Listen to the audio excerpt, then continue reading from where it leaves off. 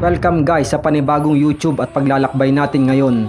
Naririto tayo sa probinsya ng Aurora upang akyatin ang Mount Pamasapasan o mas kilala sa Kingdom of Philippine Hornbill o Kalaw sa Tagalog. Ito ay naging hunting ground din ng mga magigiting na tribo ng Ilungot o Bugkalot na kilala bilang headhunter sa probinsya ng Aurora, Quirino at Nueva Vizcaya. Tinatayang umaabot sa taas na 1,500 plus meters above sea level ang kabundukang ito na bahagi pa rin ng Sierra Madre Mountain Range. Ito ay tahanan din ng mga hayop na paubos na gaya ng Philippine Warty Pig, Baboy Ramo, Philippine Northern Brown Deer at Northern Giant Cloud Rat. Dahil nga ang kabundukang ito ay bahagi pa rin ng pag-iingat ng probinsya ng Aurora, limitado lamang ang pinaakyat rito. Ngayon, nabigyan tayo ng pagkakataon upang maibahagi sa inyo at makita ang kagandahan ng kalikasang ito at gaano nga ba kahirap marating ang tuktok ng bundok ng Pamasamasan. Kaya tara, sumabay sa lakbay ni Elia.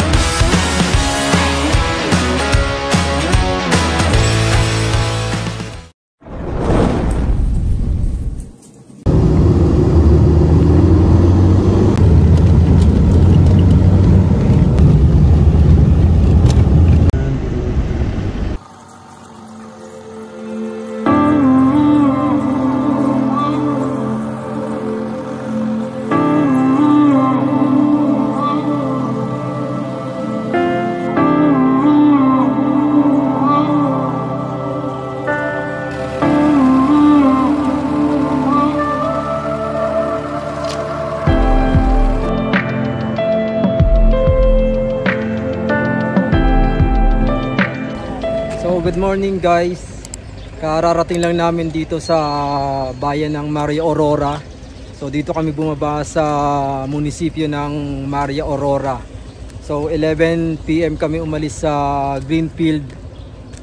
So ang oras ngayon ay 6:25 kami dumating dito sa Town Hall sa munisipyo ng Maria Aurora. Pagkatapos namin magparehistro sa munisipyo ay pumunta naman kami dito sa palengke upang bumili ng aming dadalhin sa kabundukan.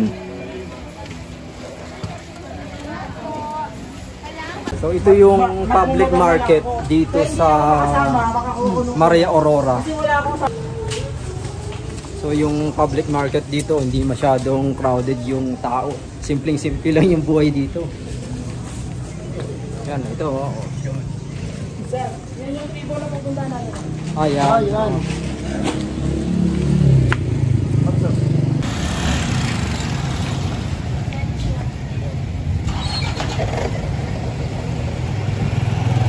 Minutes ang biyahe from sa munisipyo ng Maria Aurora hanggang dito sa jump off sa Barangay Bayanihan.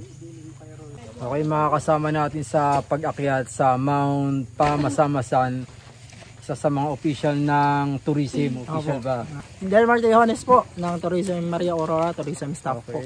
Tapos si mga guide natin, si Sir Ariel Tawad. Ariel. Rapi Biginat po. Patukayo. Rapi rin yun. Rapi. Bago kami lumakad ay nagbigay muna ng advice ang aming mga guide at pagkatapos ay nagdasal na rin para sa kaligtasan ng aming paglalakbay. Isa sa pinakamataas, siya po yun ang Pamalapagan sa side na to. Ang Pamalapagan po, hindi po ito kagaya ng mga mountaineering site na malilinis na. Hindi gaya ng mga mountaineering site na linggo-linggo may umaakyat. Kan po, maswerte kami ngayon at may guest kami kasi sa loob ng ilang taon, ngayon pa lang kami muling aakyat. Yan. Pero masusundan na po yan. Kasi, posibleng maranasan natin siyempre. Pag ganun katagal na walang umaakyat, medyo masukal. Isa po yan. Medyo masukal ng kaunti. Walang trail.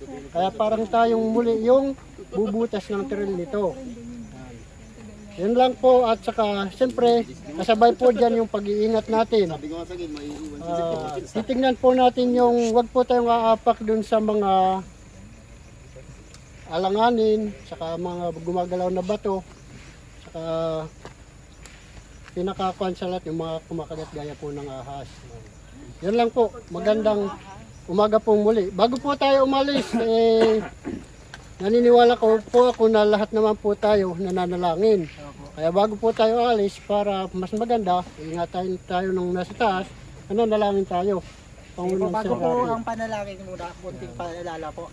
Sa lahat po ng magbubukas ng candy, mapagkain, wag po natin iiwan yung mga pinagbalatan po natin sa trail. Tapos po, kung mag-music po tayo, kung maaari sa atin na lang, kung may headset po kayo or earbuds, gamitin nyo. Kasi po, mababawasan po yung chance natin makakita po ng mga wild animals. Kung may usang man pong dumaan dyan, di tayo lalapitan. So, baboy ramo, hindi tayo lalapitan. Kaya po kung gusto nyo po makakita ng mga may chance po tayo makakita ng gano'n, mas maganda kung mag-music po tayo pang sarili na lang natin. Okay. Karagdagan pa po. Sa pamalapadan po, wala pong water source sa taas. Kaya lahat po ng source ng tubig natin manggagaling sa baba. Kaya kung naniniwala naman po ako na lahat tayo may daladalang lalagyan ng tubig. Kasi kami na umakyat doon, bawat isa sa amin may dala kaming pinakamababa 4 liters bawat isa. Yun lang po. Okay lang po. Kahit tag-1 litro lang po kayo kasi may mga porter naman po kayo. Mga estimated mga ilang hours? Sa karanasan namin, sir, nagbabatay kami sa lakad. Kumbaga hindi namin matansya yung saktong oras. Pero kalimitan pong umaabot kami sa campsite 4 to 5. Okay. Yan po yung 4 to 5. Pag medyo bumagal ng konti, posibleng umabot tayo ng 6. Pero yung pong lakad na yun, sir, hindi po yung lakad na mabilis sobra. Lakad na konti, pahinga. Sa totoo nga lang, hindi namin napakailang lang. So 8 AM nagsimula na kaming umalis dito sa jump off. Orasan natin kung anong oras tayo makakarating doon sa summit. Illegal yan, no?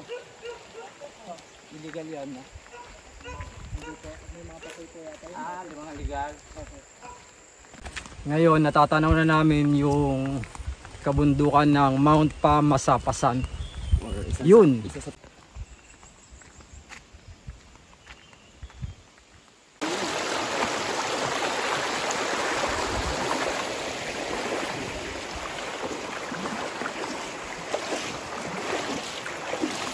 Nagkakit ba kayo doon, sir? Hindi po. Sakit na po ng Biskaya yan. So guys, kung napapansin nyo, yung mga dinaraanan namin dito, halos ang mga nakatanim, mga puno ng nyog.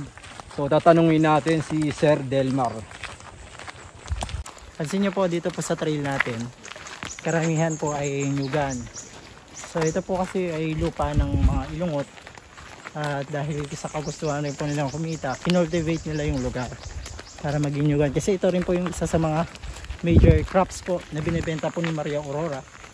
Parang 60% po or 30% po ng nyug o buko sa buong Central Luzon ay dito galing sa Aurora.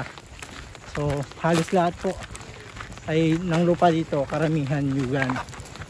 O hanggang doon po yan sa malapit sa paa ng bundok ng Pamasapasan, karamihan po ganito yung madadaanan natin.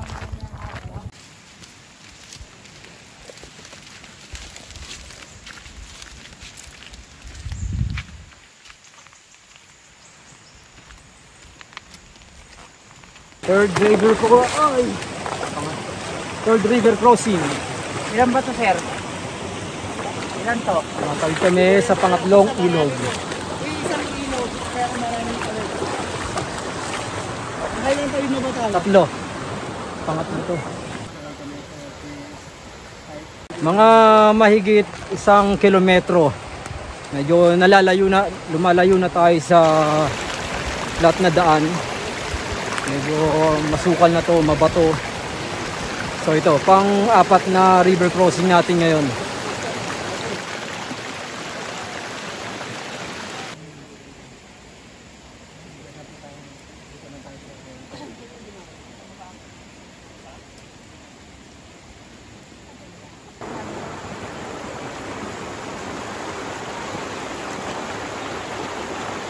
Dito sa pang 5 river crossing, halos nasa paanan na tayo ng bundok ng Pamasamasan. So magsisimula na tayong pasukin yung kagubatan ng kabundukan na to.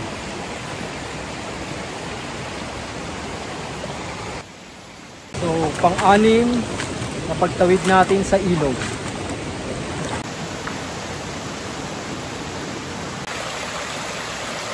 Pagkatawid sa ilog kaganina, dito na tayo aakyat.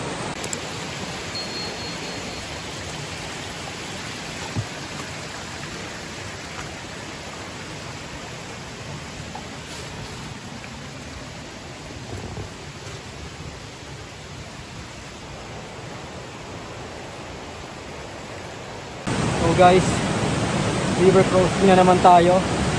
Pang 7 river crossing. Hanggang dun.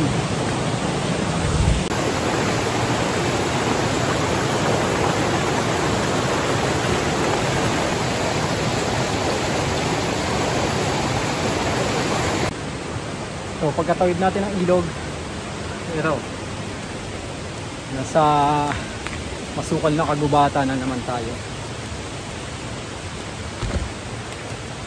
Alis na sa paanan pa rin ng kabundukan. Wala pa kami sa kalahati.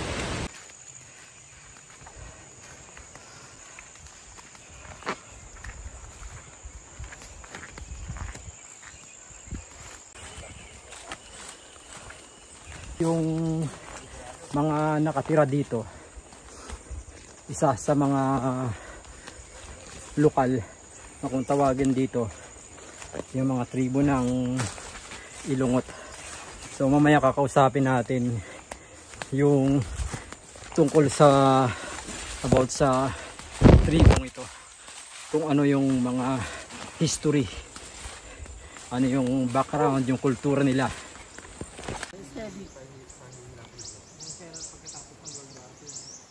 Kung anong oras tayo makababa. Kasi kung hindi tayo maaga makababa, hindi na natin pupuntahan si Paul.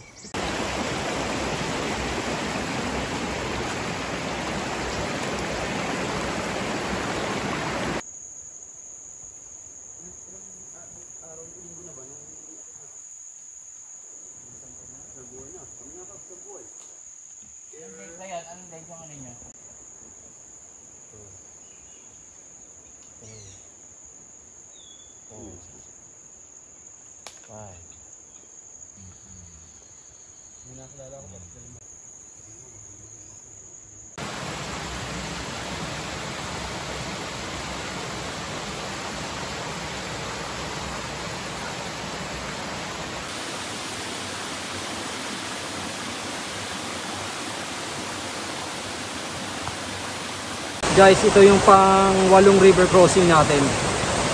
Medyo malayo-layo pa yung lalakarin natin. Masakbit.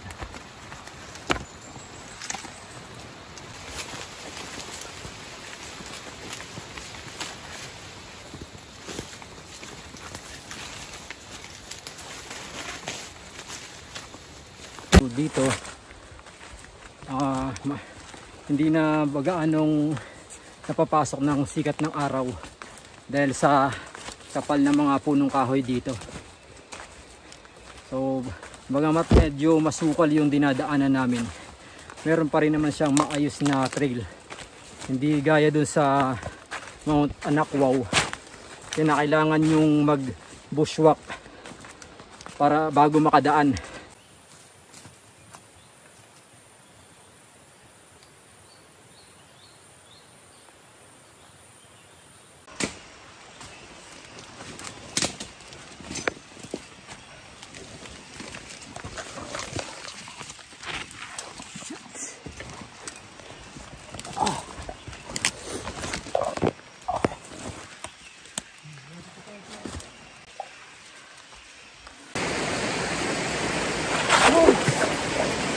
Okay, ito naman yung pang-siyam river crossing natin.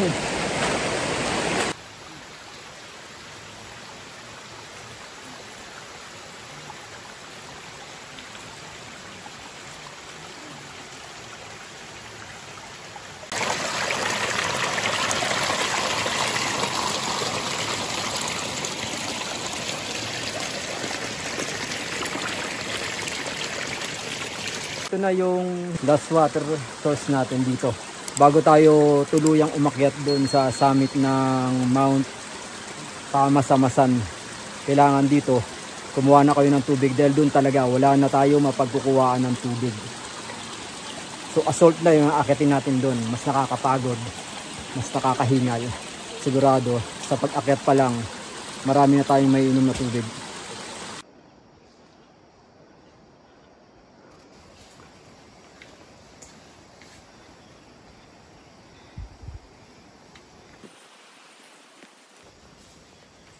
So pagkatapos namin mag-lunch doon sa tabi ng ilog sa last resource of water na natin, start na para sa assault trekking paahon sa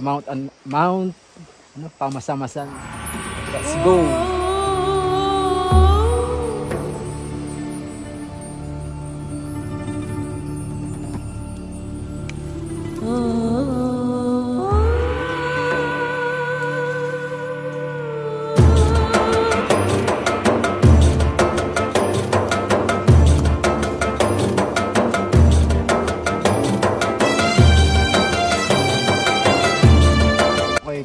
Second assault, yung first assault kinuha namin ng 20 minutes, then flat trail 8 minutes. So ito, check natin kung ilang minuto.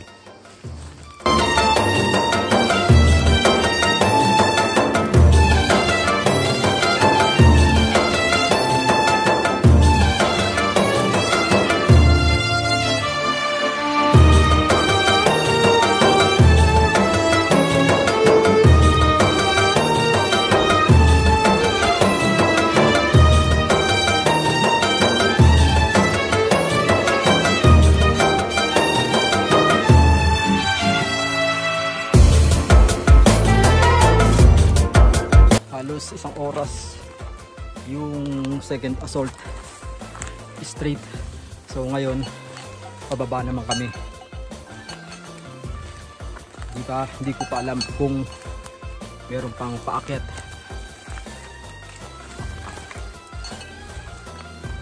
So ngayon nasa flat trail na yung nilalakaran ko.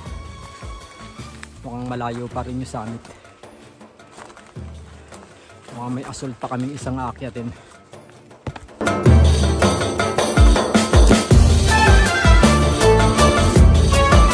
Third assault naman ang inakyat natin ngayon.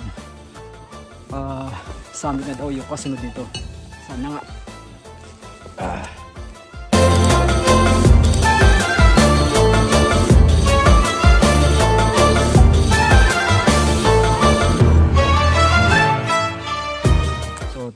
Makikita nyo sa likuran ko, sa paligid ko, marami na mga sobrang lamig na dito, kaya pati yung trail food kong chocolate tumigas na rin.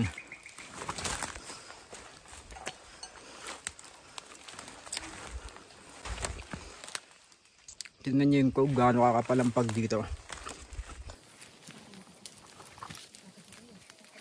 Guys, mukhang minaliit namin ang kabundukang ito. 4 PM na kami nakarating dito sa campsite. Halos tumagal ng 8 hours ang aming paglalakbay dahil sa sobrang masukal ang kagubatang ito. At last, nakarating rin tayo sa campsite. Mga 2.5 hours. Na 2.5 hours natapos namin yung assault bago kami makarating dito sa campsite. Ayun, sa wakas makakapagpahinga na rin. Maghanap muna tayo ng magandang pwesto pagtayuan ng tent. So masukal pa rin dito sa campsite.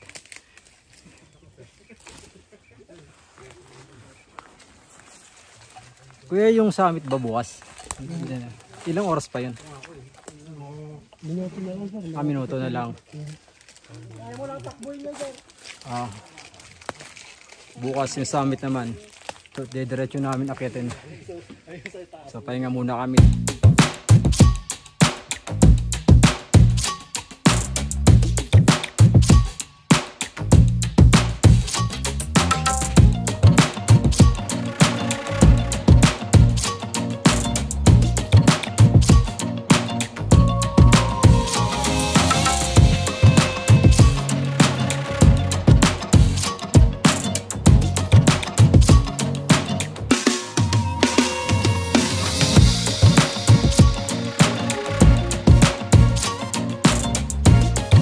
Guys, sa sobrang lamig, umuusok yung hininga mo rito. Ano signal? Ano?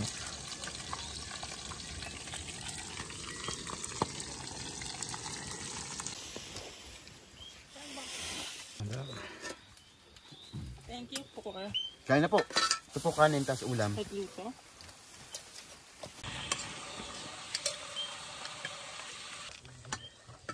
Sarap kumain dito sa bundok. Ano masasabi mo? Sabihin mo sa mga subscriber natin yan. The best dito talaga kumain sa bundok. No? Yung mga problema nyo, makakalimutan nyo, promise. Kahit pa hindi ka priority, makakalimutan mo. Yan, tapos na. Di ka.